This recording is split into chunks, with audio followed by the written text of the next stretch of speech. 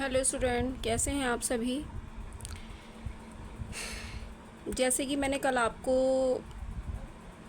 कुछ टॉपिक्स कराए थे, एक्सचेंज करना बताया था, एल्केन से एल्काइल कैसे बनता है, और मैंने आपको एल्केन, एल्कीन और एल्काइन के स्ट्रक्चरल फार्मूले बनाने सिखाए थे। आज हमारा टॉपिक है कार्बन एक समचतुष्फल के परमाणु हैं। तो कार्बन की 4 संयोजकताएं होती हैं। चारों संयोजकताओं को हम इस तरीके से रिप्रेजेंट कर सकते हैं।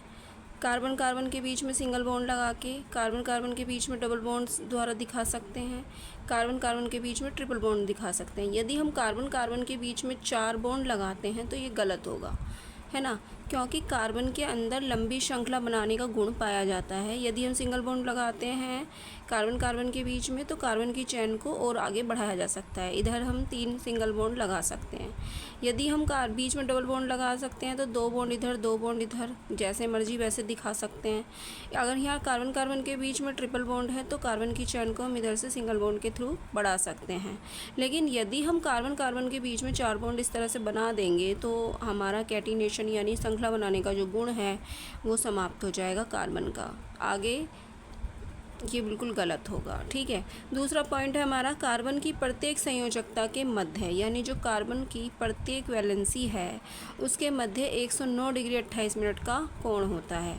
कार्बन की प्रत्येक संयोजकता एक समान व्यवहार करती है। जैसे कि मैथेन लिया मैंने, यहाँ पर मैथेन का स्ट्रक्चर फार्मूला बनाया है CH4 का।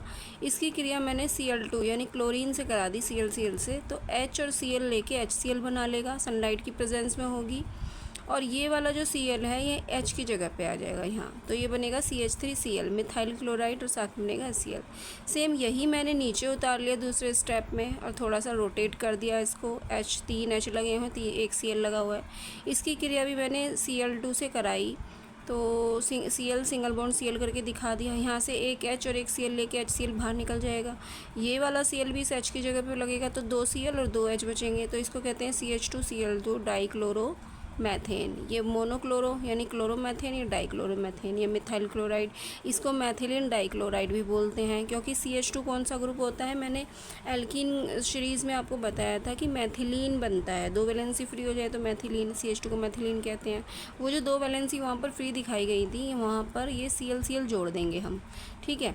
इसके बाद आपका 4th पॉइंट है, कार्बन एक तलीय परमाणु नहीं है, अर्थात कार्बन को एक तल में नहीं बनाया जा सकता, ठीक है। यानी कार्बन एक तलीय परमाणु नहीं है, कार्बन को एक ही तल में नहीं बनाया जा सकता। कार्बन को किधर से भी आड़ी टेढ़ी तिरछी श्रृंखला निकाल के बनाया जा सकता है, क्योंकि कार्बन में सबसे लंबी श्रृंखला बनाने का गुण पाया जाता है। अतः कार्बन तो इस प्रकार हम कह सकते हैं, इन चारों प्रॉपर्टी के बेसिस पर हम ये कह सकते हैं कि कार्बन एक समचतुष्फल के परमाणु होता है, ठीक है। उसके बाद ये है हमारे एल्काइल। मैंने बताया था एल्काइल को कैपिटल R से रिप्रेजेंट करते हैं।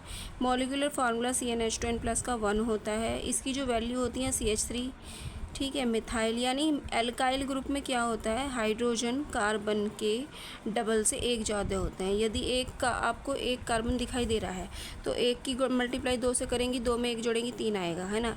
मिथाइल हो गया, एक C है तो मिथाइल मैथ है, और YL इसलिए लगाएंगे क्योंकि हाइड्रोजन कार्बन के डबल से एक ज़्यादा है। यहाँ पर C2 है तो H कितने आएंगे, 5, तो C2 को H कहते हैं। YL इसलिए लगाएंगे क्योंकि हाइड्रोजन कार्बन के डबल से एक ज़्यादा है, एक वैलेंसी यहाँ फ्री रहेगी। यहाँ इसको प्रोपाइल बोलेंगे, 3 कार्बन को प्रोप कहते हैं, YL 3 कार्बन को प्रोपाइल, ठीक है, प्रोपाइल हो गया ये। बाकी इसके स्ट्रक्चर हैं, स्ट्रक्चर फॉर्मूले इस तरह से बनाएंगे, 2 H दिखा देंगे, यहाँ मिथाइल का बन जाएगा। यहाँ पे 2 C बनाएंगे आमने सामने, एक सिंगल बॉन्ड से जोड़ देंगे, बाकी से कार्बन की वैलेंसी कंप्लीट करा देंगे और एक वैलेंसी यहाँ इनकम्प्लीट रहेगी। फिर उसके बाद हमारा ये 3 कार्बन की चैन बनाएंगे प्रोपाइल में, एक वैलेंसी फ्री दिखा देंगे, बाकी वैलेंसी को हाइड्रोजन जोड़कर कंप्लीट कर देंगे। अब ये हैलोजन एलिमेंट है, हैलोजन एलिमेंट को X से रिप्रेजेंट करते हैं। हैलोजन एलिमेंट हमारे 5 होते हैं टोटल, FCl BrIAT, यानी fluorine, chlorine, bromine, iodine, एस्टेटीन। Halide की फॉर्म में इसको ऐसे बोलेंगे, फ्लोराइड, क्लोराइड, ब्रोमाइड, आयोडाइड। और हैलो की फॉर्म में भी बोला जाता है इनको, फ्लोरो, क्लोरो, ब्रोमो, आयोडो। अब एल्काइल हैलाइड की बात करें तो एल्काइल को आर कहते हैं, हैलाइड को एक्स कहते हैं। ठीक है, एक्स से रिप्रेजेंट कर रहे हैं हैलोजन को, आर एक्स एल्काइलाइड का फार्मूला हो जाएगा। फिर अगर मैं आर की जगह यहाँ CH3 रखती हूँ, एक्स की जगह आई रखती हूँ, तो मिथाइल आयोडाइड फार्मूला बनेगा, मिथाइल आयोडाइड। आर की जगह C2H5 रखती हूँ, एक्स की जगह Br रखती हूँ। ठीक है, तो इथाइल आयोडाइड। आर की जगह C3H7 रखती हूँ, एक्स की जगह Cl रखती हूँ, C3H7 को प्रोपाइल बोलेंगे और Cl को क्लोराइड, तो प्रोपाइल क्लोराइड इसका नेम होगा। उसके बाद क्रियात्मक समूह हैं आपके। क्रियात्मक समूह को फंक्शनल ग्रुप कहते हैं। वह समूह जो किसी एल्काइल की विशेषता बताते हैं, यानी कि वो ग्रुप जो एल्काइल ग्रुप से जुड़कर एल्काइल की विशेषता बता रहा है, अर्थात उसके भौतिक व रासायनिक गुण बताता है, क्रियात्मक समूह कहलाता है। फॉर एग्जांपल, जैसे एक ही क्लास में बहुत सारे स्टूडेंट्स पढ़ते हैं, है ना, तो एक ही नाम के, मान लो नेहा नाम की बहुत सारी लड़कियां हैं, 2 से ज़्यादा हैं, 3 4 हैं, तो आप क्या करेंगे, उनको सरनेम से पहचान करेंगे, यानी कि सरनेम क्या है उनका, एक सरनेम को हम कह सकते हैं क्रियात्मक समूह से कंपैरिजन कर सकते हैं, और नाम को हम एल्काइल ग्रुप से रिप्रेजेंट कर सकते हैं। तो जो सरनेम है, सरनेम के थ्रू, सरनेम क्या है, उस इंसान की विशेषता को बता रहा है, उस नाम की विशेषता को बता रहा है। तो इसीलिए हम कहते हैं कि वह समूह जो एल्काइल ग्रुप की विशेषता बताता है, भौतिक या रासायनिक गुण बताता है, क्रियात्मक समूह कहलाता है। ठीक है, जैसे नेहा नाम की 3 लड़कियाँ हैं, कोई नेहा वर्मा होगी तो कोई नेहा शर्मा होगी, ठीक है, और कोई नेहा सिंह होगी, तो जो सरनेम है वो उस नाम की विशेषता को बता रहे हैं। ठीक है, उनकी पहचान ही सरनेम से हो रही है। ठीक है, तो ये इंग्लिश में भी डेफिनेशन है इसकी, a characteristic reactive unit of a chemical compound specially in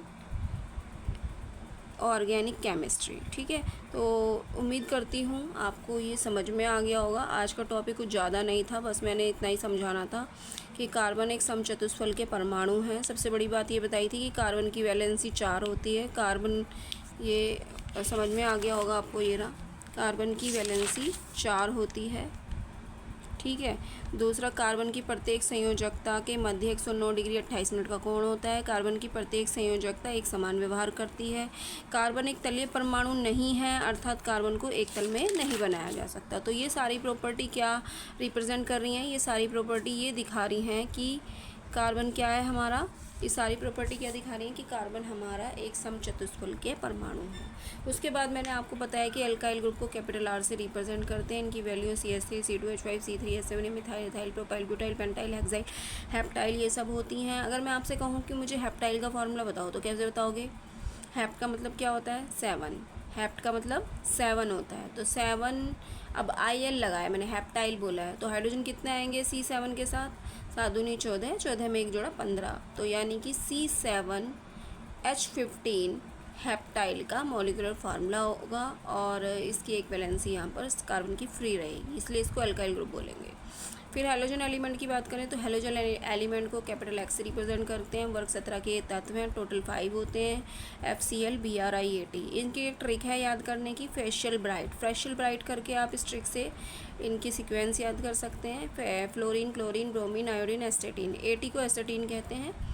halide की फॉर्म में इनकी आवाज़ होएगी फ्लोराइड, क्लोराइड, ब्रोमाइड, आयोडाइड। वैसे 4 ही इंपॉर्टेंट हैं, एस्टेटीन को बस आप याद रखिएगा, लेकिन सिलेबस में ये नहीं है। फिर यदि मैं RX और हेलो की फॉर्म की बात करें तो क्लोरो, फ्लोरो, ब्रोमो, आइडो, इस तरह की प्रोनाउंसिएशन में बोलेंगे। एल्काइलाइड का फॉर्मूला RX होगा। RX में R की वैल्यू और X की वैल्यू डिफरेंट रख के हम नाम बना सकते हैं।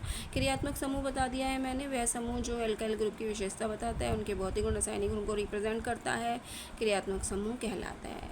अब कल हम आपको नेक्स्ट टॉपिक में मिलेंगे। नेक्स्ट टॉपिक होगा हमारे, कल से हमारे फंक्शन ग्रुप चलेंगे, तो इसलिए अगर आपको वीडियो पसंद आ रही है तो आप वीडियो को लाइक कर दीजिए, चैनल को सब्सक्राइब कर लीजिए, ताकि आपको सारे नोटिफिकेशन मिलते रहें। और बहुत इजी और सरल वे में आपको पढ़ाया जा रहा है। तो ये सारी चीज़ें आपकी 9 से लेके 12 तक बेसिक हैं सारी केमिस्ट्री। इसमें आप नोट्स भी बना सकते हैं और आपको इजीली समझ में आ जाएगा। तो कल हम आपको नेक्स्ट टॉपिक में मिलते हैं। कल से हमारे फंक्शन ग्रुप चलेंगे, तो हम 1 बाय 1 करके आपको सारे फंक्शन ग्रुप के बारे में अच्छे से बताएंगे, डिटेल में बताएंगे। तो आप, उम्मीद करती हूँ आपको बिल्कुल समझ में आ रही होगी।